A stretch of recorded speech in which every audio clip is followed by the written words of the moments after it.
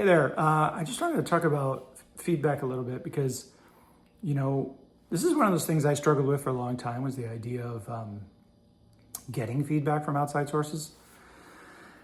You always kind of feel like, oh, it's a very precious thing, writing a screenplay, and it's a lot of work. You put in all this time, and when you're done with it, you want people to appreciate it.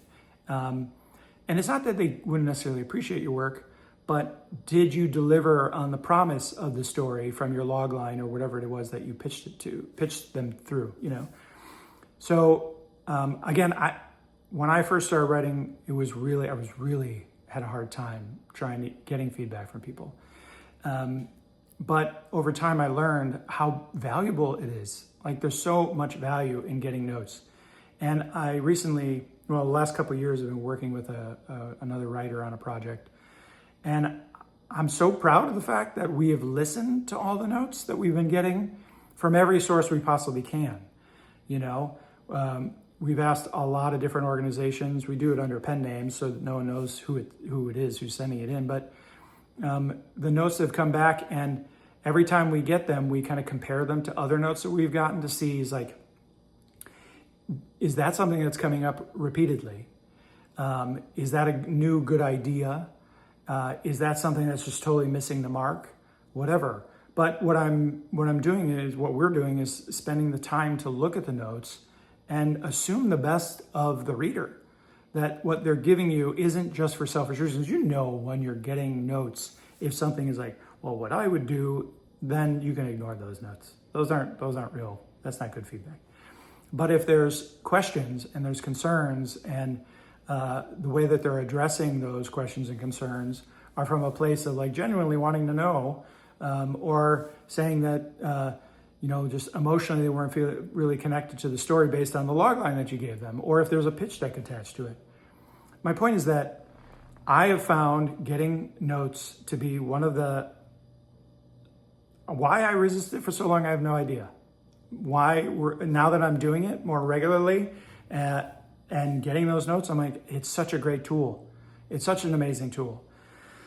But as the founder of the ISA and running this company for so long, and recognizing that how few writers actually ask for notes. So few. I don't know if it's this, you completed the screenplay, which again, a huge accomplishment. That's an amazing accomplishment. But are you resisting getting the notes because you don't want to be told it needs more work? Because I think that most of us as writers, even though there's times I'm telling you it hurts to sit down and have to start writing again, but most of us love it when we get done with something that just clicks and it's working. You just know deep down. And then when you're getting notes back, you're getting confirmation that those things are working. So, you can submit to competitions all day long and never get anything back. But if you go straight to the source and ask for feedback, then you know what's working, what's not working. And the truth is that screenplays take a lot of work. They're always evolving. Somebody said this to me the other day, the idea of it's a living document, like a living, breathing document. And until they're actually shooting, and sometimes even when they are shooting, there's still rewrites happening because of the actors bringing in something you didn't know. So if it's from the most professional, from writers who are selling work on a regular basis are saying that it's a living, breathing document, then why would we stop just because we made quarterfinals? Why would we give up on doing more of a polish at that stage, or if we never got anywhere with it?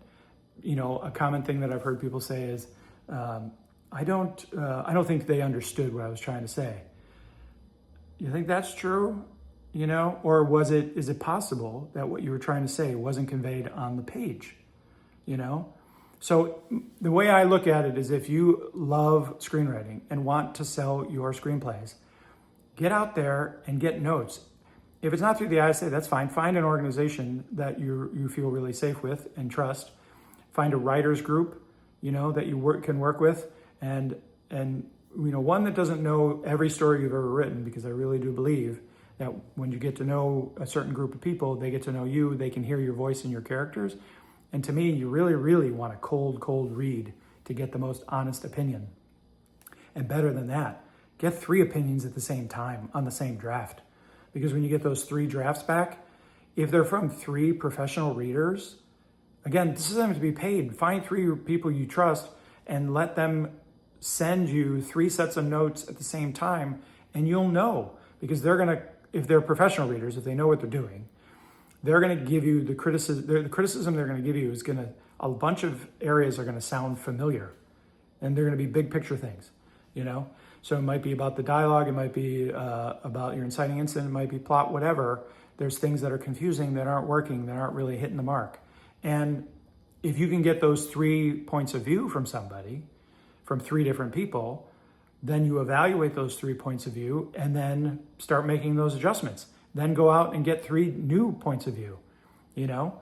And I know this is one of those challenging things because it can add up as far as cost, but if you find the right people, you can eventually get to a rhythm of just sending out to one organization, get those notes back, and feel confident in that what you're getting back is something to seriously consider. Be careful of submitting out to like smaller competitions that haven't been around for a long time, because you never know who the readers are, you never know how experienced they are. But if you're submitting to an organization where the readers are vetted and you can trust those readers, then yeah, you can get away with just doing 1. But if you want to go the contest route, like I said, submit to 3 different smaller competitions, order the notes, get those notes back, compare what they said. Sometimes there's even a nugget in there that's just like, wow, this is really insightful. This is really helpful. That'll really take me a different place. And it wasn't what I was expecting, but it's the answer to this particular issue. So my big picture point here is that feedback is really valuable. Don't hesitate to get it. I know, we live in a world where there's a lot of companies out there offering AI feedback, and there is some value in some of that first draft type of stuff to get AI feedback. But I think if you really want to elevate your scripts, get a professional reader to look at your work and consider their notes. This is, if you're working in a writer's room on a show, the first draft of every script you write is not going to pass. It just really is. That would be so rare. I think even Vince Gilligan, I would admit that numerous times he would submit a draft even to his own team, and they would have suggestions on how to improve it, how to make it bigger, how to make it tighter. Why wouldn't you want that? That's a part of the collaborative process of being in film and TV in the first place. So take that as hopefully a helpful hint, and get those notes, please. There's so many great writers out there who are submitting the competitions, and there's promise in the work, but they don't make the quarterfinalists, and then they disappear because they're not getting encouraged, or they're not getting the notes back that they should be getting to help them, to steer them down the right path to getting to placing in a competition or eventually winning a competition.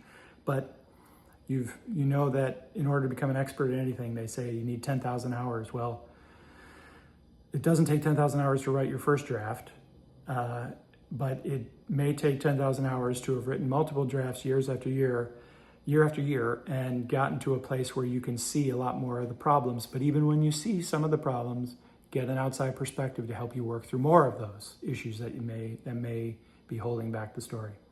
Anyway, this is some rambling thoughts. I apologize, but hopefully it's helpful, and we'll talk to you soon.